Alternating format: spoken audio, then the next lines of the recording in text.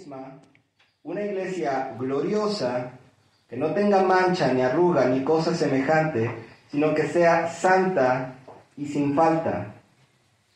De igual manera, los esposos deben amar a sus esposas como a sus propios cuerpos. El que ama a su esposa, a sí mismo se ama. Porque nadie aborreció jamás a su propio cuerpo, más bien lo sustenta y lo cuida tal como Cristo a la iglesia. Porque somos miembros de su cuerpo. Por esto dejará el hombre a su padre y a su madre y se unirá a su mujer y serán los dos una sola carne. Grande es este misterio, pero lo digo respecto de Cristo y de la iglesia. Por tanto, cada uno de ustedes ame a su esposa como a sí mismo y la esposa respete a su marido. Bueno, nos pasamos un par de versículos, hermanos, pero también eran importantes. ¿De qué nos está hablando aquí la Escritura, hermanos? Nos está hablando de la relación de Cristo con su iglesia, o nos está hablando del matrimonio. Por momentos pareciera como que no queda claro de qué está hablando. A veces habla un poco de la iglesia y de Cristo, a veces habla un poco del matrimonio, ¿verdad? Entonces, ¿por qué? Porque es como si Pablo se perdiera en sus pensamientos un momento y no tuviera claro de lo que está hablando, pero en realidad sí lo tiene claro. Lo que debemos entender, hermanos, de este pasaje y por qué aparentemente Pablo mezcla dos cosas, es que las dos cosas representan de alguna manera una misma cosa. La manera en que Cristo se relaciona con su iglesia debería ser, al menos en teoría, la manera en que una esposa y un esposo se relacionan entre sí. Y eso es de lo que vamos a hablar el día de hoy.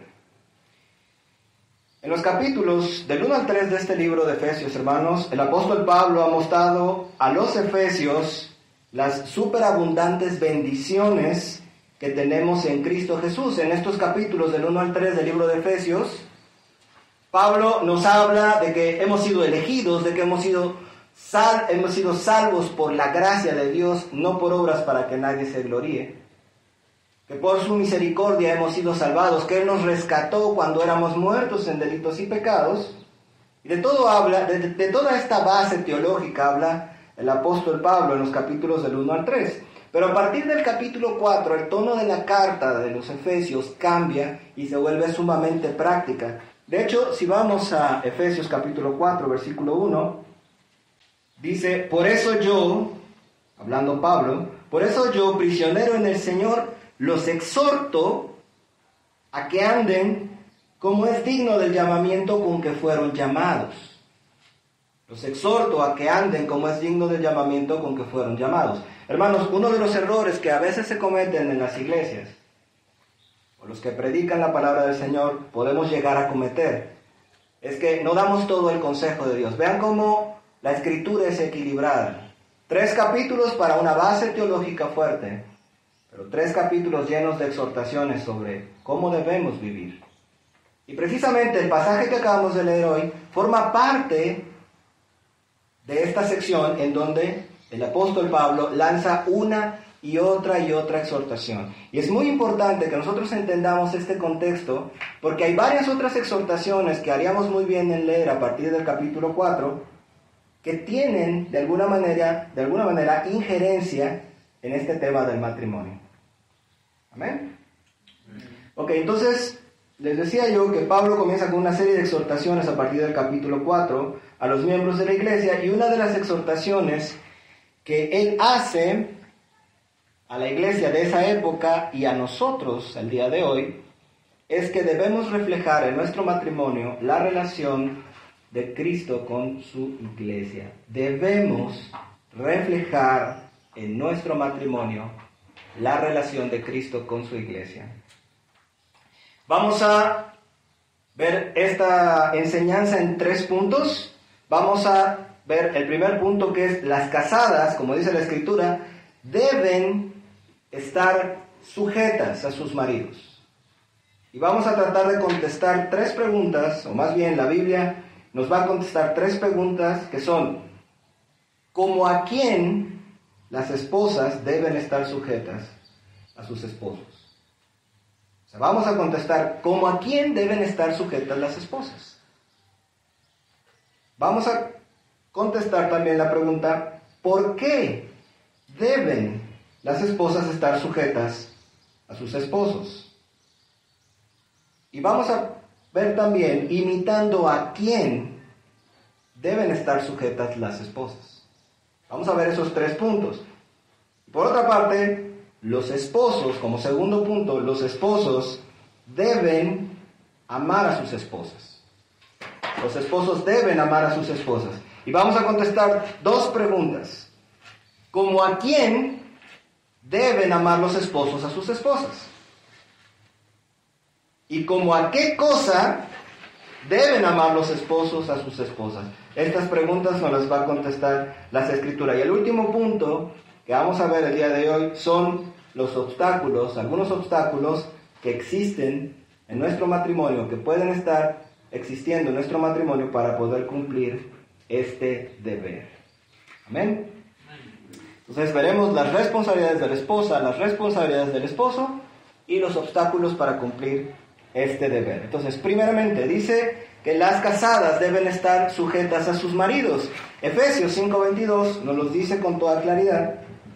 Dice, las casadas estén sujetas a sus propios esposos como al Señor. Entonces, cuando hacemos la pregunta, ¿cómo a quién deben las esposas estar sujetas a sus esposos? ¿Cómo a quién deberían estar las esposas sujetas a sus esposos?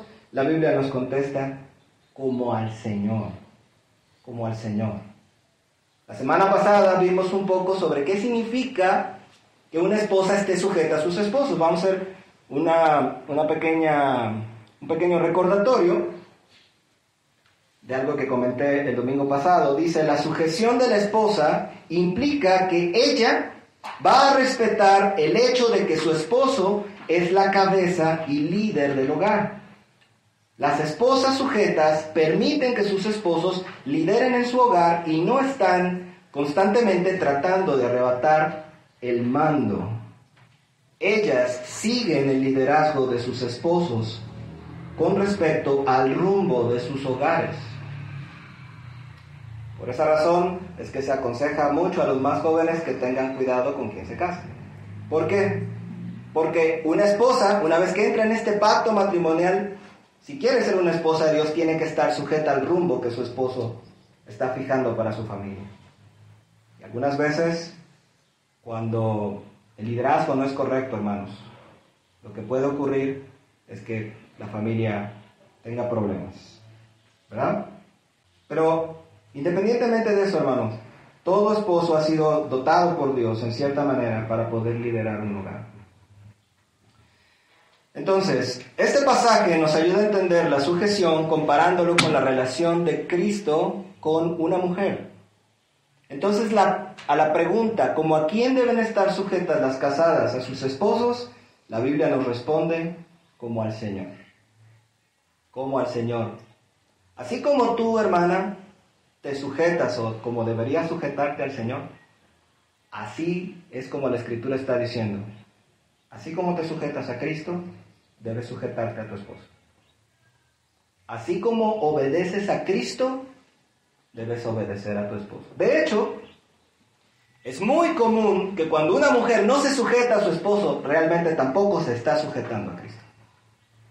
Es muy común ver a una mujer casada que es contumaz y rebelde, y podemos ver en su vida espiritual que es rebelde también con el Señor Jesús. Entonces, el ejemplo está claro ahí. Hermana, puedes sentirte muy espiritual, puedes asistir a muchas reuniones en la iglesia, puedes estar en el coro de alabanza, puedes estar en el ministerio de mujeres, pero si no haces lo más básico, que es sujetarte a tu marido, en realidad no estás tomando a Cristo como el Señor de tu vida. Toma en cuenta eso, hermana. Toma en cuenta eso. No importa cuántas reuniones asistas realmente, si tú no estás haciendo lo más básico, entonces todo lo demás que estás haciendo no sirve de mucho. Dice un teólogo del siglo pasado llamado Hendriksen, o apellidado Hendriksen, con respecto a este pasaje.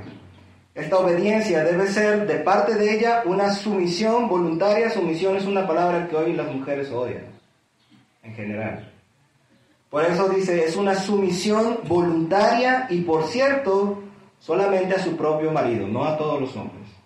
Debes estar sujeta a tu marido, no lo que cualquier otra persona te diga. ¿Hasta qué punto una mujer debe sujetarse a su marido, hermanas? La Biblia en el versículo 24 nos dice en todo. En todo.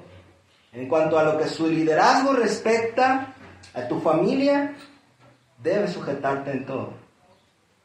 Hay excepciones. Por ejemplo, cuando el esposo te pide algo que es contrario a la voluntad de Dios, o te pide algo que es un pecado, que te va a hacer pecar, si te pide robar, si te pide mentir, puedes y debes negarte. Porque primero está el Señor. En algunos casos, cuando lo que el esposo te pide afecta tu integridad, tu salud, o la integridad de tu familia, de tus hijos, o su salud de ellos, puedes y quizás debes también negarte. En algunos casos, cuando el esposo está llevando la familia a un caos total, cuando de plano el liderazgo está causando un caos emocional, espiritual o financiero, a veces las esposas pueden no necesariamente sujetarse a un liderazgo así. Pero, hermanas, este punto es muy delicado y necesita consejería específica, porque lo que para ti puede ser un caos, a lo mejor en tus emociones estás pensando otra cosa. Entonces, si tú crees que tu esposo está llevando a tu familia a un caos, debes venir a consejería o debes buscar un consejero espiritual que te ayude a ver si realmente lo que estás viendo es correcto y te dé guianzas bíblicas correctas. ¿Sí? Fuera de eso, hermanas, lo que dice el Señor es como al Señor, en todo, en todo. Vamos a profundizar un poco con una ilustración. Hermanos, les voy a hacer una pregunta. ¿Quién es el que dirige y lidera una iglesia? ¿Qué responden? ¿Quién dirige y lidera una iglesia? Dios. ¿Tú? Dios. ¿Alguien opina diferente? ¿No? Dios. ¿Es el pastor? Pero es Dios. Es Cristo. Es su iglesia, ¿no? No es, o no debe ser al menos, el pastor de la congregación. No debe ser el pastor de la congregación. ¿Por qué? Porque las ovejas no son del pastor. Sí son del pastor, pero de otro pastor. ¿Me entienden? Es un problema a veces esto en las iglesias, ¿verdad? Las ovejas no son del pastor, son del pastor. Y él es el que las lidera. El pastor únicamente debe ser aquel que recibe las instrucciones del Señor para su iglesia y las comunica a la iglesia misma. Él las recibe en su estudio de las Escrituras concienzudo y él no impone su visión o sus opiniones o su autoridad, sino que transmite. Básicamente el pastor es un tubo.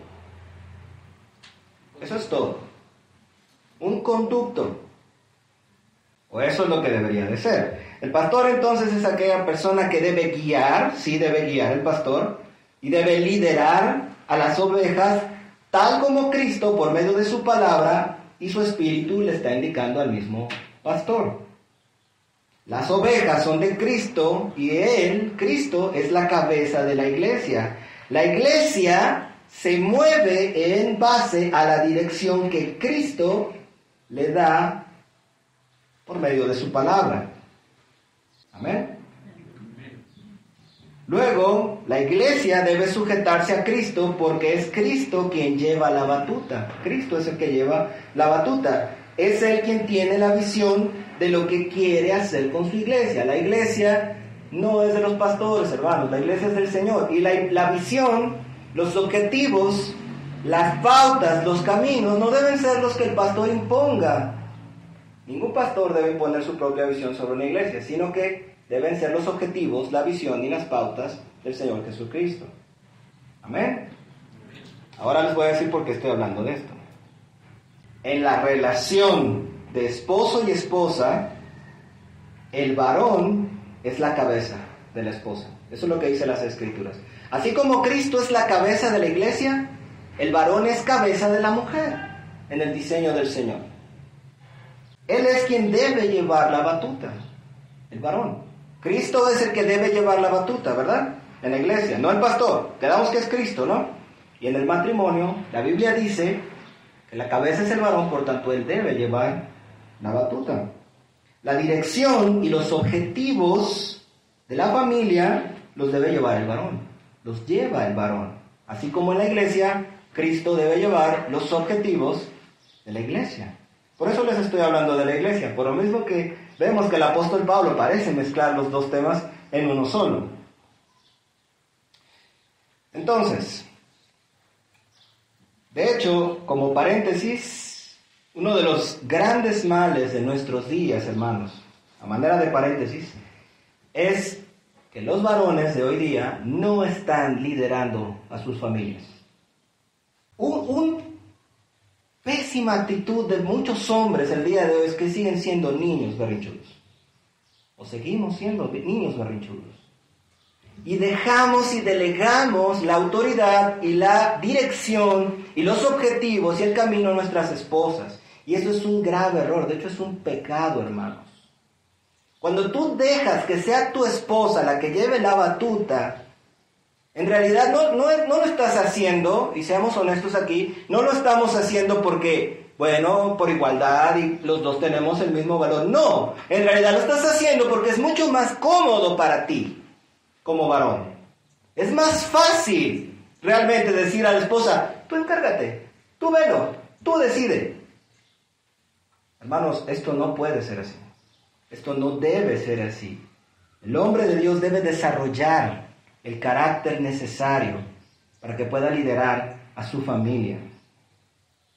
Porque hemos visto, ¿no? La dejan y ellos se van al fútbol con sus amigos, se ponen a jugar videojuegos. Ahora más modernamente, ¿no? Dejan que la esposa esté ahí haciendo todo y ellos se ponen a jugar videojuegos. ¿Qué vamos a hacer con esta generación, hermanos? O bueno, están los trabajólicos, hermanos. Están los trabajólicos. Que dicen, no, pues tengo mucho trabajo, tú decides. No, hermano, la responsabilidad sigue siendo tuya. Por eso, dejando de lado eso un poco, lo que se espera entonces de nuestras esposas es que se sujeten al liderazgo del esposo, así como ellas mismas se sujetan a Cristo. Si el pastor de una iglesia, vamos a regresar al ejemplo del pastor, si el pastor de una iglesia impone su propia visión o voluntad sobre una iglesia, lo veremos mal, ¿verdad? Y si la esposa impone su propia visión y voluntad sobre la familia, ¿no es lo mismo? Nosotros nos quejamos de una iglesia en donde vemos un pastor autoritario que nada más se hace lo que él dice y nada más. Pero la esposa, cuando hace lo mismo y no deja que su esposo lidere, es igualmente mal o peor. Porque el matrimonio debería reflejar la relación de Cristo con su iglesia. Amén. Hermanos, sé bien que la esposa tiene un gran problema con esto, porque inmediatamente piensa en la indignidad de su esposo. Mi esposo no se merece que yo me sujete a él. Pero vamos a contestar la siguiente pregunta antes de pasar a eso. ¿Por qué deben? Aquí viene la respuesta. ¿Por qué deben las esposas estar sujetas a sus esposos? ¿Por qué? Versículo 23. ¿Qué nos dice? ¿Qué nos dice el versículo 23? Porque el esposo es cabeza de la esposa, y vuelve a hacer la comparación, así como Cristo es cabeza de la iglesia y Él mismo es su Salvador. Hermanas, el que la cabeza de un matrimonio, el que la cabeza de la esposa sea el marido, no es una invención del patriarcado, No se lo inventó el patriarcado, no es una invención del machismo, hermanas. Es algo instituido por Dios. Dios designó en su soberana voluntad y en el puro consejo de su propia voluntad, por su pura sabiduría, porque Él es sabio y conocedor de todas las cosas, Él ha decidido que tú como varón, seas cabeza de tu mujer. Esto no es algo que el hombre ha impuesto. Esto es una institución divina. Dios ha decidido que tu esposo sea tu cabeza. Que Él sea el que te lidere. Dios así lo ha decidido. Dios mismo ha decidido que tu marido es tu cabeza. Él ha decidido en su sabiduría que sea el marido quien sea la cabeza del hogar. La iglesia es el cuerpo de Cristo, dice, y Él es su Salvador. Así, la mujer es en sentido figurado parte del cuerpo del marido. Y vamos a ahondar un poco más adelante sobre este tema. Pero la mujer es en cierta manera parte del cuerpo del marido. Mi pregunta para ti es, ¿está tu relación con tu marido reflejando la relación de Cristo con su iglesia? ¿Estás sujetándote a tu marido, hermana? Si tú, mujer, si tú, mi hermana, estás en constante rebeldía hacia las disposiciones de tu esposo, o si estás tratando de manipularlo para que al final de cuentas haga lo que tú quieras, tú estás pecando, hermana, y tú estás deshonrando a Cristo. Por causa tuya, el nombre de Cristo está siendo manchado y blasfemado. ¿Por qué? Porque la autoridad que Dios dio a tu marido la dio Él.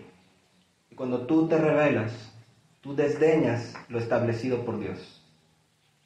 No nos gusta siempre la autoridad, ¿verdad, hermanas? Imitando a quién deben las esposas estar sujetas. El versículo 24 nos dice, así que como la iglesia está sujeta a Cristo, así también las casadas lo estén a sus maridos en todo. Como a quién deben estar sujetas, imitando a quién debes imitar a la iglesia verdadera. A la iglesia verdadera. Me gustaría resaltar esa parte. Debes imitar en tu sujeción a tu esposo, debes imitar a la iglesia verdadera. Para ayudarnos a entender esto vamos a poner una ilustración. Vamos a hablar un poco de una iglesia impía. Te voy a hacer unas preguntas. ¿Qué pensarías de una iglesia en donde se la pasaran hablando mal de Cristo? ¿Qué pensarías de una iglesia en la que hay peleas y divisiones? ¿Qué pensarías de una iglesia en donde hay muchos chismes? A lo mejor has estado en uno. ¿Qué pensarías de una iglesia en donde la unidad y el amor brillan por su ausencia? ¿Qué tal en donde el pastor sea autoritario y dictador? ¿Qué pensarías de esa iglesia? Una secta. Es una secta. No está gobernada por Cristo. Exacto. ¿Y qué tal pensarías de una iglesia en donde la palabra de Dios pase a segundo término? O sea, sí se predica la palabra de Dios en el púlpito, pero al final de cuentas en la práctica real pasa a segundo término y se hace lo que el pastor diga. ¿Qué pensarías de una iglesia así? Lo más probable, hermano, es que ni siquiera te quieras parar en esa iglesia, ¿verdad? Lo más probable es que ni siquiera la consideres iglesia, ¿verdad? Ahora déjame te pregunto esto. ¿Cómo crees que te ves tú misma, mi hermana? ¿Cómo te ves tú misma cuando hablas mal de tu esposo? Cuando buscas las peleas y la división. ¿Cómo te ves tú misma cuando andas en chismes con tus amigos hablándoles mal de tu esposo? ¿Cómo crees que te veas tú, mi hermana, cuando lejos de buscar la unidad, estás dividiéndote con tu propio marido? ¿Cómo te ves tú cuando eres fría, fastidiosa? ¿Cómo crees que tú te ves cuando la palabra de tu esposo, ven cómo el pastor puede decir, bueno, la palabra de Dios, sí, pero se va a hacer esto? ¿Cómo te ves tu mujer cuando haces lo mismo con la palabra de tu esposo? ¿Quién es tu cabeza? Según las Escrituras. ¿Cómo crees que te ves tú misma cuando actúas autoritariamente con Él, siendo que Él es la cabeza designada por Dios? Hermana, así como tú no pisarías una iglesia así, lo más probable es que ninguna mujer piadosa quiera tomar tu ejemplo de esto. Ninguna mujer piadosa va a querer, tal vez ni tu compañía, al menos no tu ejemplo. Porque tú estás deshonrando, si tú estás haciendo esto, tú estarías deshonrando a la iglesia de Cristo, estarías deshonrando a Cristo mismo. Así que busca imitar, según lo que dice aquí la Escritura, debes buscar imitar la sujeción de la verdadera iglesia de Cristo, la que realmente tiene a Cristo por su cabeza. Así tú debes tener a tu marido por tu cabeza. Amén.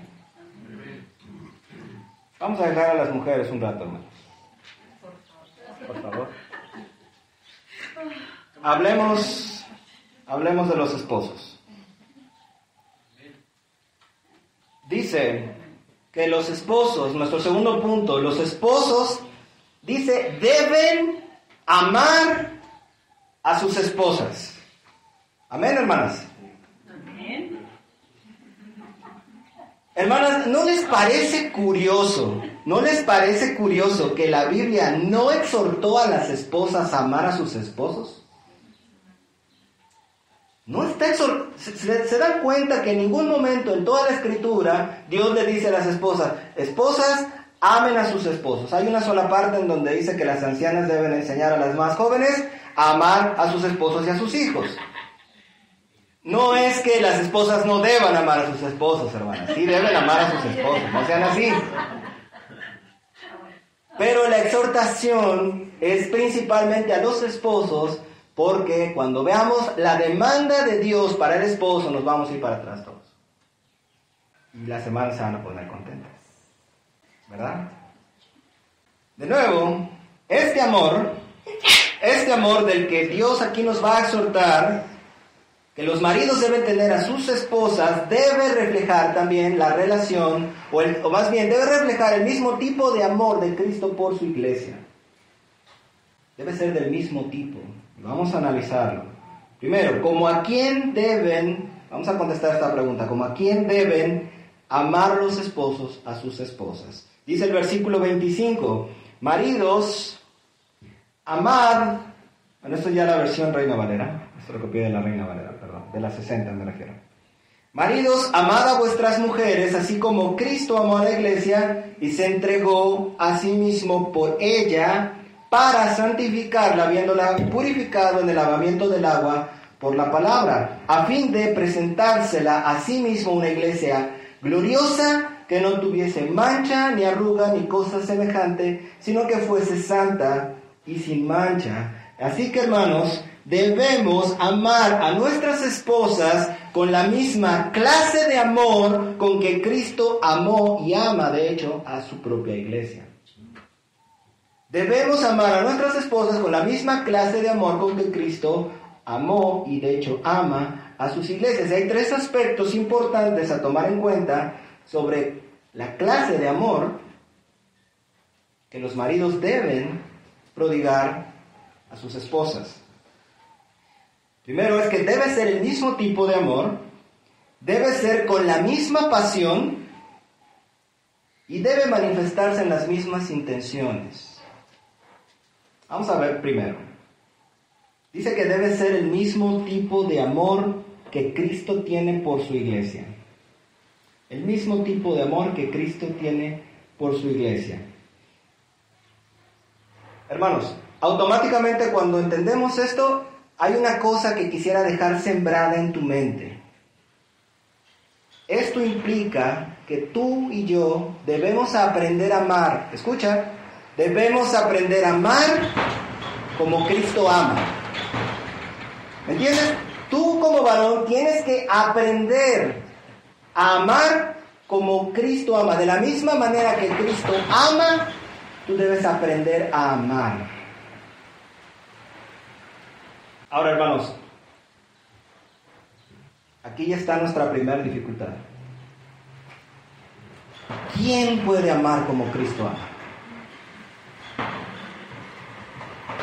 ¿Quién puede amar como Cristo? ¿Quién puede ser tan sabio en sus palabras para con su iglesia?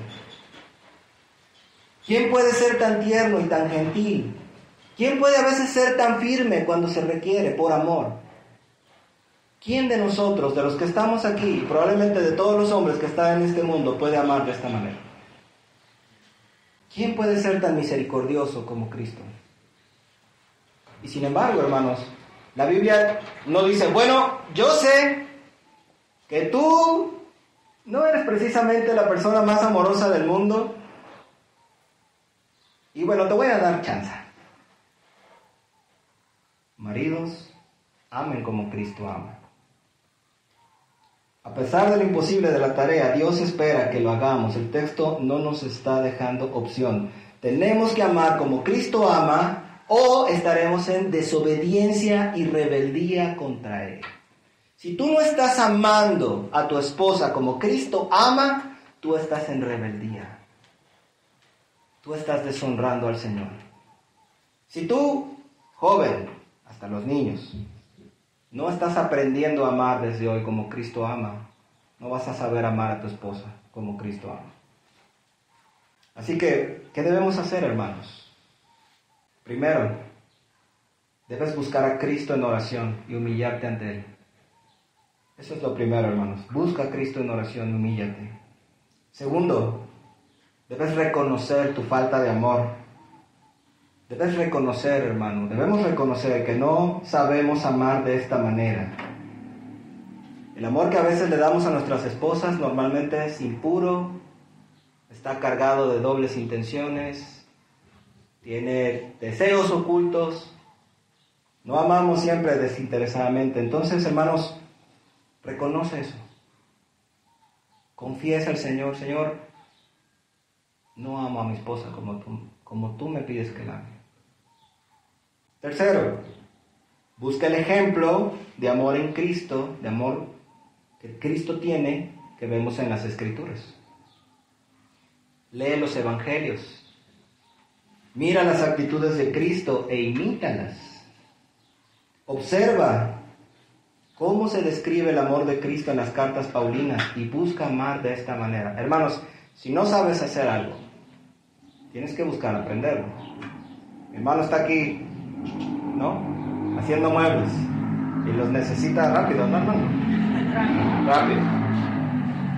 Pero si no sabías usar el taladro y el serrucho, tú tienes que aprender a usarlo. ¿No es cierto? Si no sabemos amar como Cristo ama, tenemos que buscar quien nos enseñe. Y a lo mejor una buena manera de aprender es ir a ver a otra persona que ya lo haga bien.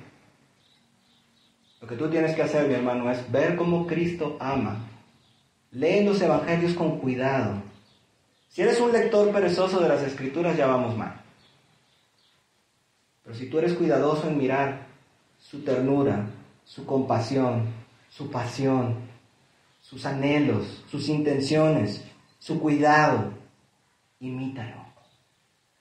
Imítalo. Efesios 5:1 nos dice, por tanto, sean imitadores de Dios como hijos amados. Nuestro llamado como cristianos, como creyentes, es a imitar a Dios. Y en este punto es crucial imitar a Dios. ¿Por qué? Porque ese amor no va a salir de nosotros, hermanos. Tiene que venir del cielo. Cuarto, cuando después de que te esfuerces, hermano, en amar a tu esposa como verdaderamente debes amarla, cuando te esfuerces en amarla como Cristo amó a su iglesia y descubras, porque lo vas a descubrir, que sigues siendo imperfecto en tu amor, vuelve a humillarte. Vuelve a pedirle al Señor que te ayude. Vuelve a reconocer tu condición. Vuelve a reconocer que no sabes. Y luego confía en su misericordia y perdón por tu pecado. Quinto, reconoce que si te sueltas de la mano de Cristo, volverás a ser el mismo de siempre.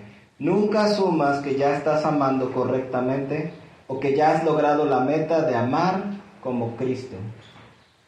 Si tú te sueltas del Señor, hermano, te puedo asegurar que lo que va a pasar es que vas a volver a tu egoísmo. Eso es seguro.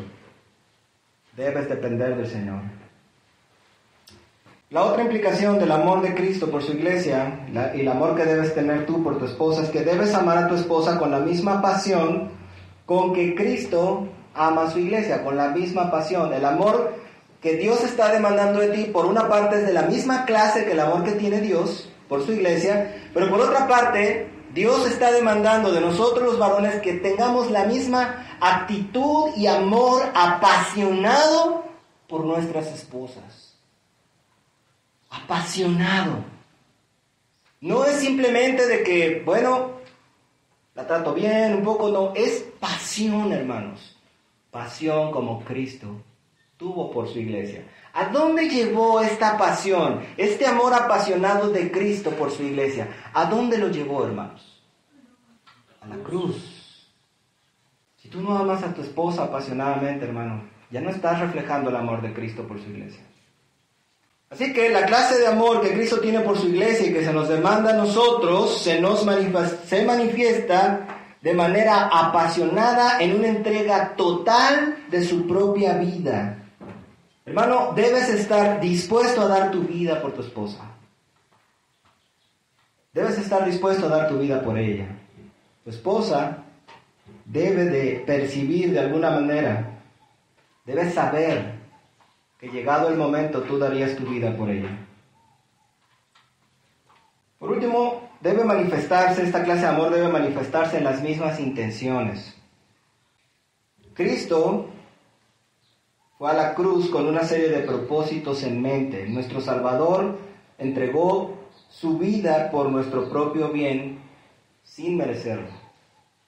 Aquí no se trata, hermanos, de que nuestras esposas sean dignas de lo que Dios nos está pidiendo que le demos. Nuestras esposas normalmente van a ser mujeres pecadoras. Nuestras esposas normalmente van a ser mujeres que quizás no lo merezcan del todo, que quizás nos ofendan, que quizás nos lastimen, que quizás nos dañen, pero la Biblia nos dice que aún así tú debes amarla, porque Cristo ama a su iglesia que es indigna. Así tú debes amar a tu esposa, aunque sea indigna. Él murió para la iglesia. El versículo 26 dice que Él murió para santificarla, habiéndola purificado en el lavamiento del agua por la palabra, a fin de presentársela a sí mismo una iglesia gloriosa, que no tuviese mancha, ni arruga, ni cosa semejante, sino que fuese santa y sin mancha.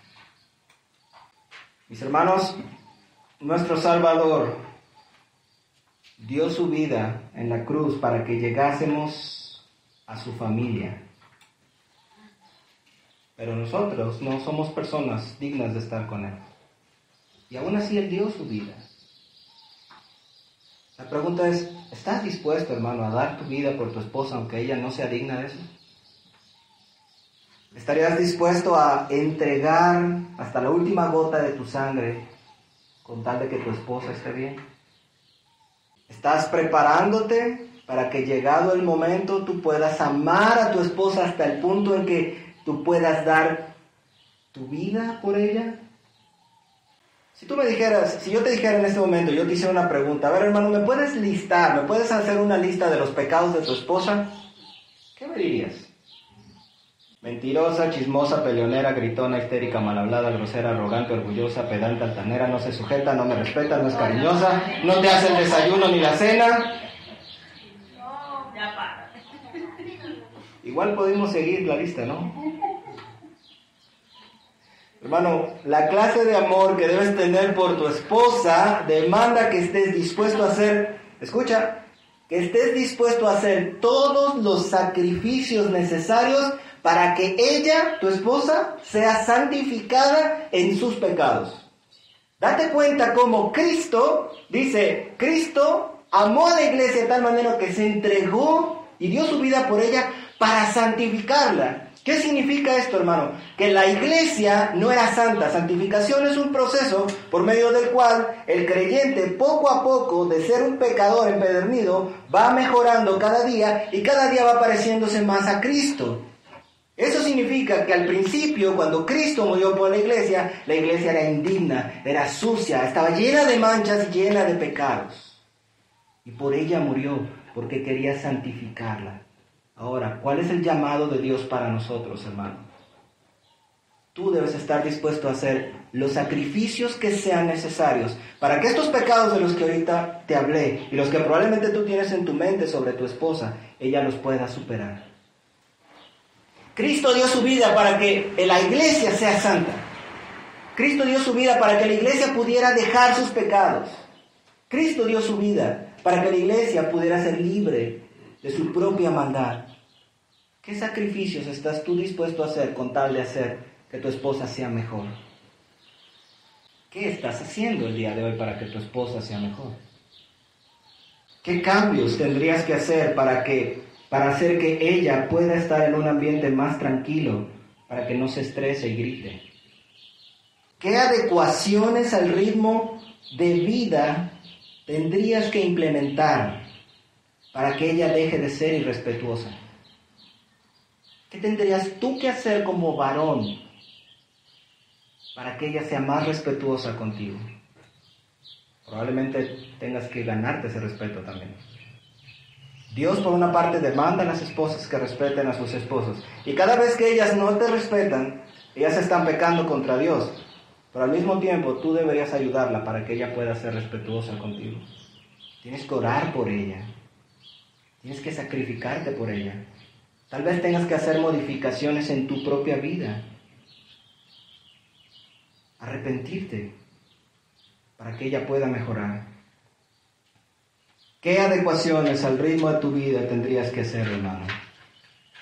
Quizá debas comenzar por esforzarte en ganarte su respeto para que ella no peque contra Dios. Hermano, ¿a qué sueños o aspiraciones tienes que renunciar hoy por el bien de ella? Hay hombres que ni siquiera quieren dejar su trabajo. ¿Tú crees que un hombre que ni siquiera quiere dejar su trabajo por su esposa estaría dispuesto a dar su vida por ella? ¿Qué sacrificios tienes que hacer por ella? ¿Alguna vez han visto la película Prueba de Fuego? Sí. Hay una escena, bueno, son varias escenas, pero Caleb estaba ahorrando para comprarse un yate. No sé si recuerdan esa parte. Sí. Y su esposa le decía, tú te la pasas nada más ahorrando y gastando dinero para ese yate. Y él decía, es que este es mi sueño, yo quiero mi yate. Y la esposa estaba ahí tratando de sacar dinero para los aparatos de su familia, ¿no? De su mamá. Creo que ya saben a dónde va, ¿verdad? Era el sueño de Caleb, era el sueño del esposo. Era lo que él quería y no estaba dispuesto a entregarlo por ella, aunque eso significara que ella estuviera mejor. Al final de la película, ya que Caleb había conocido al Señor, lo que finalmente ganó el corazón de su esposa, ¿qué fue, hermanos? Cuando ya la esposa se desbarató y dijo, ahora veo que lo que Dios hizo en ti es real. ¿Qué fue lo que ganó el corazón de ella? Él vendió lo que más apreciaba por ella. Él se sacrificó por ella. Hermano, ¿estás tú dispuesto a renunciar a todo lo que deseas con tal de santificar a tu esposa? Escucha, cuando digo santificar a tu esposa, estoy diciéndote que debes estar dispuesto a tolerar sus pecados y a ayudarla y a renunciar a cosas que tú anhelas para que ella pueda ser santificada. Si tu esposa ya es mentirosa, ¿qué sacrificios tienes que hacer para que ella deje de ser mentirosa? Si tu esposa es mal hablada, ¿qué sacrificios tienes tú que hacer para santificarla en eso? ¿A qué estás dispuesto tú? ¿Estás incluso dispuesto a renunciar a tu profesión, tu trabajo, a tus amigos, si con eso ayudas a tu esposa? Hermanos, una de las cosas que el Señor me llamó hace tiempo es a buscar trabajar en mi casa. No es una regla general, no estoy diciendo hagan lo mismo que yo. Cada familia tiene una situación particular. Pero el Señor me llama a trabajar en mi casa y al final me ha bendecido muchísimo desde que decidí hacerlo. Al principio fue bastante difícil, de hecho tuvimos una crisis económica. Pero yo sabía que necesitaba estar ahí porque necesitaba ayudar a mi esposa y a mis hijos. Pero yo tenía claro, yo necesito ayudar a mi esposa. ¿Estás tú dispuesto a renunciar a tu propio trabajo? ¿Estás dispuesto a renunciar a tu orgullo masculino perdonando los pecados de ella? Hermano, date cuenta cómo la responsabilidad del varón es mucho mayor en realidad que la de la mujer. La mujer solo tiene que sujetarse. El esposo debe sacrificarse. Hermano, si no estás dispuesto a sacrificar estas cosas para santificarla a ella, entonces no estás tampoco dispuesto, aunque digas que sí, tampoco estás dispuesto a dar tu vida por ella. ¿Y sabes algo? Si tú no estás dispuesto a dejar estas cosas que a ti te gustan, tu esposa sabe que tampoco estarías dispuesto a dar tu vida por ella. Ella lo sabe. Y a lo mejor tú preguntes, parecido a Pedro, ¿no? Señor, ¿cuántas veces perdonaré a mi hermano que viene y peca contra mí, no? Y tal vez tú preguntes, ¿hasta cuándo tendré que sacrificarme así por mi esposa? ¿Hasta qué punto? Bueno, el versículo 27 nos da la respuesta. Dice que Él dio su vida, hablando de Cristo, para presentarse a sí mismo una iglesia gloriosa, que no tenga mancha, ni arruga, ni cosa semejante, sino que sea santa y sin mancha. Si quieres una respuesta, hermano, el sacrificio al que estás llamado hacia tu esposa es hasta que ella sea perfectamente pura, santa y sin mancha. Cuando ella sea pura, santa y sin mancha, ahí se acaba tu sacrificio, mi hermano. Ahí puedes descansar. Cuando tu esposa sea pristina y limpia de todo pecado, ahí puedes descansar. Supongo que se ríen porque ya sabemos que en esta vida no vamos a poder lograr tal cosa. Así, hermano, que lo más probable es que vayas a tener que pasar el resto de tu vida haciendo esta labor. Toda tu vida tendrás que sacrificarte por ella. Tu objetivo al final es presentársela a Cristo en el día del juicio, cuando Dios te pida cuentas, porque tu objetivo debe ser presentársela a tu Señor lo más presentable posible. Ese es tu objetivo. Cuando llegues delante del Señor y Dios te pida cuentas por tu familia, tú le debes decir, mira Señor, esta es mi esposa. No es perfecta, pero traté de hacer lo mejor que le ayude en esto. Ella superó estas cosas. Ella al final fue la mejor mujer con la que me pude haber topado en mi vida. Ese es tu objetivo. De hecho, hermanos, no sé si se acuerdan, pero esta parte de la predicación se conecta un poco con un punto que tratamos el domingo pasado. Una de las cosas que tratamos el domingo pasado es que para que tú puedas santificar a tu esposa, tienes que pasar tiempo con ella. ¿Se acuerdan que comentamos eso? Tienes que tener compañerismo, tienes que ser juicioso, tienes que ser observador, tienes que analizar a tu esposa, tienes que analizar sus intenciones, tienes que analizar su corazón, tienes que ver cuáles son sus debilidades, tienes que ver en qué cosas batalla, tienes que ver en qué falla, y para eso tienes que estar en una constante convivencia con ella. Si tú no convives, si tú no pasas tiempo, mucho tiempo, el más tiempo posible con tu esposa, este proceso de santificación es una ilusión, es nada más una utopía. No se puede hacer por teléfono, hermanos. Tienes que estar con ella. ¿Recuerdan que vimos el domingo pasado? Maridos, convivir sabiamente con ellas. Tienes que estar con ella y santificarla constantemente. Teniendo charlas, teniendo compañerismo, perdonándola constantemente, extendiéndole gracia para que ella vaya percibiendo de ti la gracia de Dios. Eso la va a ayudar a superar sus propios pecados, perdonarla constantemente, perdón, amor, cariño, aunque no lo merezca. ¿Amén? ¿O no amén? Usa tus palabras. De hecho, dense cuenta, hermanos, cómo dice que Cristo se entregó a sí mismo por ella al fin de santificarla, habiéndola purificado por el lavamiento del agua, por la palabra. Un consejo que yo te doy es que uses tus palabras para santificarla.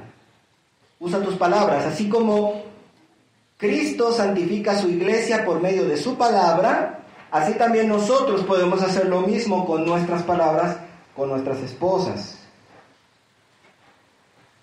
Es posible que tú hasta ahora no hayas usado tus palabras con tu esposa muy bien, más bien A lo mejor la has ofendido o la has insultado. Todo eso no ayuda. Todo eso lastima a tu esposa. Entonces, la Biblia tiene muchos consejos en este sentido. Pero básicamente, hermano, lo que tú tienes que hacer con tu esposa con respecto a tus palabras es alentarla, motivarla, a veces también exhortarla pacientemente. Eso es parte de nuestra labor cuando sea necesario. A veces deberás amonestarla con cariño y con cuidado. Es correcto hacerlo. Debes decirle palabras de cariño. Y hermanos, a fin de cuentas, lo que yo te aconsejo es que vayas a Proverbios, a Santiago, y ahí aprendas cómo usar la lengua para santificar a tu esposa. Si tú no sabes usar tus palabras correctamente, hermano, vas a destruir a tu esposa. Bien, hermanos. Otra pregunta es, ¿cómo a qué cosa deben los esposos amar a sus esposas? Aquí es un breve comentario nada más. El versículo 28 nos dice que debemos amar a nuestras esposas como a nuestros propios cuerpos. El que ama a su esposa a sí mismo se ama, dice, porque nadie jamás aborreció su propio cuerpo. Y aquí lo que nos debe quedar claro a nosotros como matrimonios es, cuando tú te casas con una persona, cuando tú unes tu vida en un pacto matrimonial, tú y tu esposa son uno mismo. Son uno mismo. Son una misma carne. La Biblia lo expresa así, ¿verdad? Una misma carne. Se unirá el hombre a su mujer y serán una sola carne. Pero básicamente lo que eso significa es, son uno mismo. Y la Biblia lo que dice es un despropósito, es una sinrazón, es una tontería, es un absurdo que tú lastimes a tu esposa porque tú mismo no te lastimarías a ti tu cuerpo. Más bien, ¿qué haces con tu cuerpo? Lo sustentas, lo cuidas, lo alimentas. Algunos lo ejercitan. Tú debes hacer lo mismo con ella.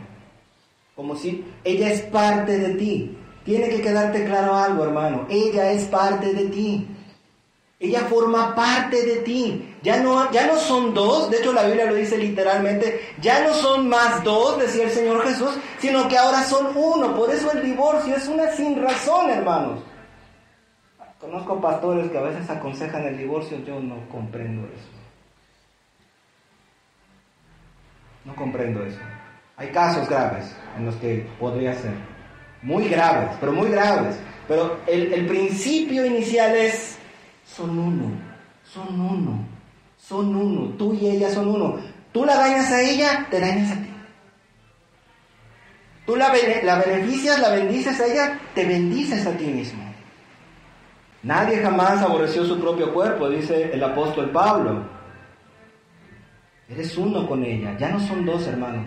Ya no te veas como tú por tu lado y ella por su lado. Ni tú, hermana. No veas a tú por acá y tu esposo por allá. Cada quien en su vida. Son uno solo, uno solo. Por eso, hermanos, cuando luego pasa que se casan y por un tiempo yo vivo con mi mamá y yo vivo con mi mamá, ¿qué es eso? Eso no puede ser. Por eso dejará el hombre a su padre y a su madre y se unirá a su mujer y los dos serán una sola carne. Rápidamente voy a tocar un último punto, que son los obstáculos para cumplir este deber. Los voy a mencionar muy brevemente y voy a hacer énfasis en uno que es el más pernicioso de todos. Obstáculos para cumplir este deber, tanto de parte de la esposa como de parte del esposo. El primero es la desconfianza. Cuando hay desconfianza, lo cual es muy común en las mujeres, hermanas, cuando hay desconfianza, es muy difícil poder lograr estas cosas. El segundo, también muy destructivo, son las mentiras. Común en los hombres, hermanos. Somos mentirosos. Y dañamos a nuestras esposas cuando les mentimos. Esos son vicios, son parásitos que estorban a todo matrimonio. El tercero, bueno, una cita nada más rápidamente, Efesios 4:25 dice, dense cuenta que es el mismo contexto del pasaje en el que estamos, Efesios 4:25, Por lo tanto, habiendo dejado la mentira, hablen la verdad cada uno con su prójimo, porque somos miembros los unos de los otros. De nuevo, eres uno con tu esposa. Mentir a tu esposa es mentirte a ti mismo. Es un despropósito, no tiene razón de ser. El tercero es lo que yo llamo los parásitos, que no son otra cosa que vicios y adicciones. Pertinente a los dos, hermanos, tanto esposa como esposo. ¿Saben? Les voy a hacer un comentario rápidamente. Es muy común que el esposo suele ser el borracho, el mujeriego, el golpeador, qué sé yo, ¿no? Y sus pecados, que le sigan, y sus pecados son escandalosos. Pero ustedes creen, hermanas, que el chisme, las mentiras, el ser cuchillito de palo no sean igualmente pecados graves? ¿Ustedes creen, hermanas, que cuando dice la Escritura, gotera continua son las contiendas de la mujer? Mejor es vivir en un rincón del terrado que en casa espaciosa con mujer rencillosa. Prefiero dormir ahí en ese rincón, dice Salomón, que en una casa grandota con una mujer peleonera. Los pecados de los hombres suelen ser muy escandalosos y los pecados de las mujeres suelen no ser tan socialmente escandalosos, pero son igualmente malvados, hermanas. No nos confundamos. Así que los vicios se aplican para ambas personas. Vicios, por ejemplo, son muy destructivos, hermanos, son muy destructivos. Pueden venir de las adicciones al alcohol, cigarro, pornografía, adicciones al celular, adicciones a los juegos de azar, adicciones a las emociones fuertes, a ciertos programas de televisión, de cable o a programas que vemos en internet, adicción a los videojuegos, etc. Toda clase de adicciones. Cualquier cosa que nos produzca una falta de dominio propio es una adicción. Lo que sea. Si no puedes controlarte para hacer lo que haces, si no puedes controlarte en el uso de tu celular, tienes una adicción. Y si tú llevas esa adicción al matrimonio, es un parásito que va a estar taladrando los cimientos de tu hogar. Cualquiera que sea tu adicción. Efesios 4, 22, 23 dice, con respecto a su antigua manera de vivir, despójense del viejo hombre que está viciado con deseos engañosos, pero renuévense en el espíritu de su mente. El cuarto obstáculo es la impureza. Dice Efesios 4, 29, ninguna palabra obscena salga de su boca, sino la que sea buena para edificación según sea necesaria, para que imparta gracia a los que oyen. Y Efesios 5:3 dice, pero la inmoralidad sexual, fíjense cómo dice esta parte, la inmoralidad sexual y toda impureza o avaricia no se nombre más entre ustedes, no se nombre más entre ustedes. La Reina Valera 60 dice, ni aún se menciona entre vosotros, como corresponde a santos, tampoco la conducta indecente, ni tonterías, ni bromas groseras, cosas que no son apropiadas, sino más bien acciones de gracias. Esta es la razón, hermanos, si alguna vez tenían curiosidad, este versículo es la razón por la cual yo me cuido mucho, a mí y a mi familia, de qué oímos y qué vemos. Porque la Biblia nos dice que la inmoralidad sexual ni siquiera debería ser pronunciada. Ya no decir practicada, pronunciada. Sin embargo, los programas que vemos en la televisión y la música que oímos a veces está cargada de mensajes de inmoralidad sexual y de impureza y de avaricia y de narcos y de adulterios y de traiciones y de todo eso. ¿No es cierto? Y aquí la Biblia dice que ni siquiera la menciones, mucho menos que la oigas, mucho menos que la veas. Todas estas impurezas dañan el matrimonio. Cuidado con lo que vemos en casa. Quinto y último, y el más severo de todos los obstáculos para un matrimonio conforme a la voluntad de Dios. El más horrible de todos los pecados que puede dañar tu matrimonio es el rencor, el resentimiento, el odio, la falta de perdón. Cuando esto existe, hermano, es muy difícil llevar a cabo esta labor de santificación, esta labor del matrimonio. Cuando hay heridas del pasado que no se han sanado, esto pega durísimo. Efesios 4:31, de nuevo les digo, es el mismo contexto del pasaje en el que estamos. Efesios 4:31 dice: quítense de ustedes toda amargura, enojo, gritos y calumnia, junto con toda maldad. Más bien sean bondadosos y misericordiosos los unos con los otros, perdonándose unos a otros, como Dios también los perdonó a ustedes en Cristo. Repito lo último: como Dios también los perdonó a ustedes en Cristo. Así que, mi hermano, mi hermana, si tú tienes rencor contra tu esposa porque te ha lastimado en el pasado, o tienes rencor contra tu esposo porque te ha lastimado en el pasado, e insistes en no perdonar, yo dudaría de tu conversión. Si tú tienes un rencor, tu esposo o tu esposa te lastimaron y no la perdonas, yo dudaría de tu conversión. ¿Por qué? Porque cuando una persona conoce el perdón de Dios, da perdón. Nadie que entienda la gravedad de sus propios pecados y la magnitud de su propio perdón se niega a dar perdón. Hermanos, no estoy diciendo que si tu esposa te fue infiel, vamos a poner ese ejemplo, nuestras esposas nos fueron infieles, o si tu esposo te ha mentido y también te fue infiel, o cualquier otra cosa, no estoy diciendo que ya no duela. Estoy diciendo que si tú recibiste el perdón de Cristo, tú debes dar el perdón, perdonar. Si tú no perdonas, no hay manera de poder superar y de poder tener un matrimonio así. Es un obstáculo, es el mayor de todos los obstáculos.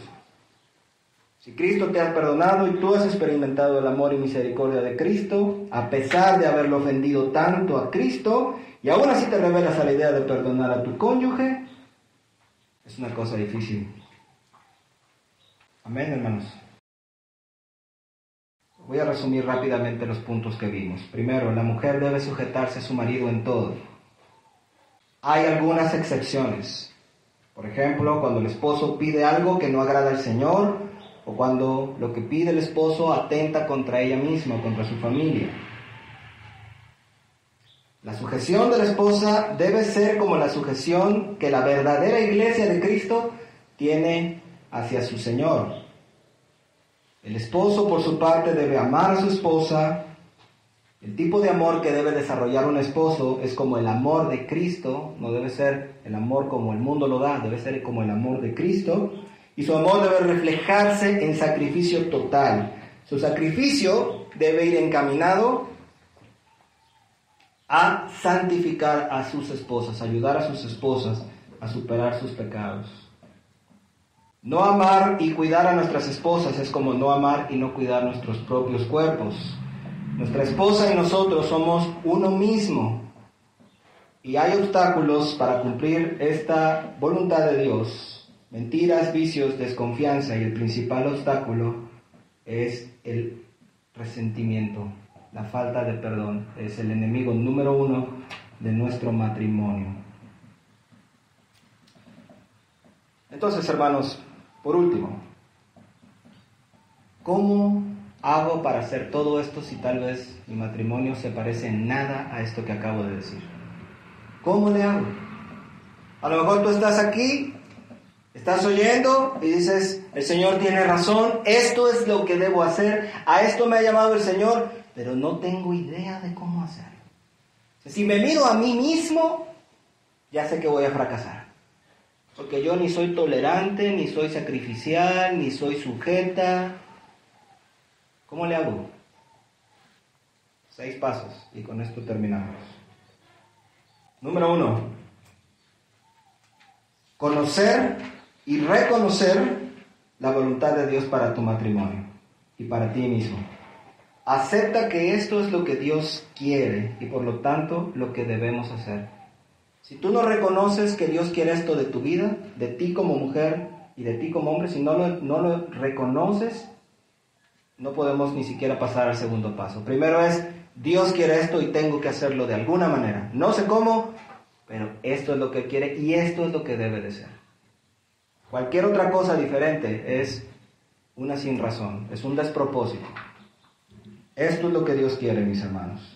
Segundo punto, reconocer que Dios es más sabio que tú y que sabe mejor que tú cómo debe funcionar tu matrimonio.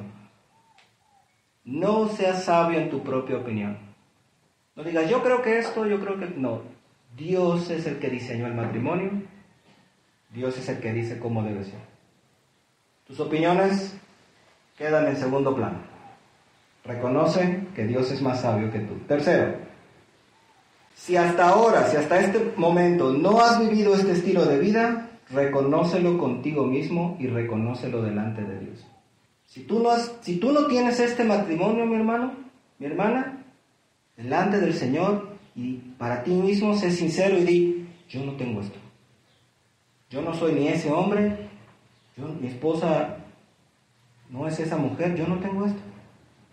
Reconócelo y reconócelo delante de Dios. Cuarto, arrepiéntete. Vuélvete del camino que has estado llevando y confiesa tu pecado. Si has vivido conforme a tu propia sabiduría, humíllate a Dios y pídele perdón. Pídele perdón al Señor.